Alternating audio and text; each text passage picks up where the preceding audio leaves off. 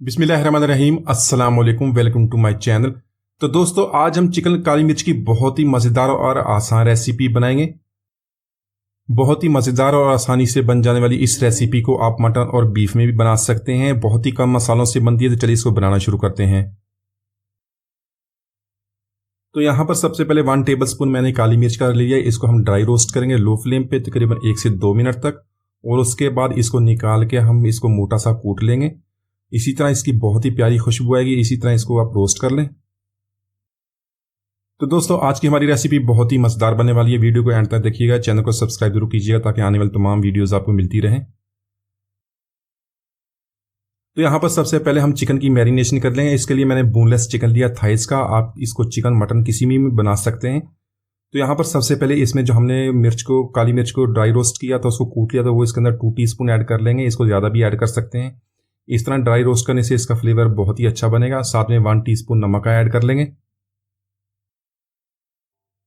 साथ में 100 ग्राम दही का ऐड करेंगे। इसको अच्छी तरह मिक्स करने के बाद इसको 30 मिनट तक छोड़ देंगे ताकि अच्छी तरह इसकी मैरिनेशन हो जाए। तो यहाँ पर पैन में 1 टेबलस्पून ऑयल का ऐड कर लेंगे। इसको हल्का सा गर्म करने के बाद इसमें कुछ मसाले ऐड करें, जिसमें 1 तेजपात, 1 काली बड़ी इलायची, 3 से 4 सब्ज इलायची, 4 से 5 लौंग ऐड कर लेंगे। इसको हल्का सा फ्राई करेंगे। तो यहाँ पर मसालों का हमने फ्राई कर लिया। इसकी खुशबू आनी शुरू हो गई। इसमें एक मीडियम साइज का प्याज, उसको रफली काट के ऐड कर लेंगे। 4 से 5 लहसुन की कलियां और एक छोटा सा अदरक का टुकड़ा भी मैंने ऐड कर लिया। और इन चीज़ों को 2 से 3 मिनट तक फ्राई करेंगे मीडियम फ्लेम पे। तो साथ में 8 से 10 मैंने काजू भी ऐड कर लिए। इससे हमारा जो ग्रेवी मसाला बहुत ही मज़ेदार बनेगा। अगर आपके पास काजू नहीं तो इसको स्किप कर सकते हैं। तो यहाँ पे इसको इसी तरह फ्राई कर लेंगे और साथ में 3 से 4 सब्ज मिर्च भी ऐड कर लेंगे। मज़ीद 1 मिनट तक फ्राई करने के बाद इसको निकाल के ठंडा कर लेंगे और उसके बाद इसका पेस्ट बना लेंगे।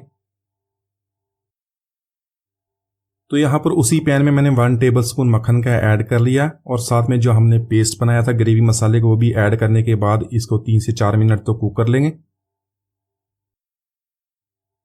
तो यहाँ पर ग्रेवी मसाले की हमने भुनाई कर ली है। साथ में जो चिकन हमने मैरिनेट किया तो वो भी इसके अंदर ऐड कर लेंगे। चिकन ऐड करने के बाद इसको ग्रेवी मसाले के साथ अच्छी तरह मिक्स करेंगे। इसको मीडियम फ्लेम पे कुक करेंगे। तकरीबन 4 से 5 मिनट तक इसकी भुनाई कर लेंगे।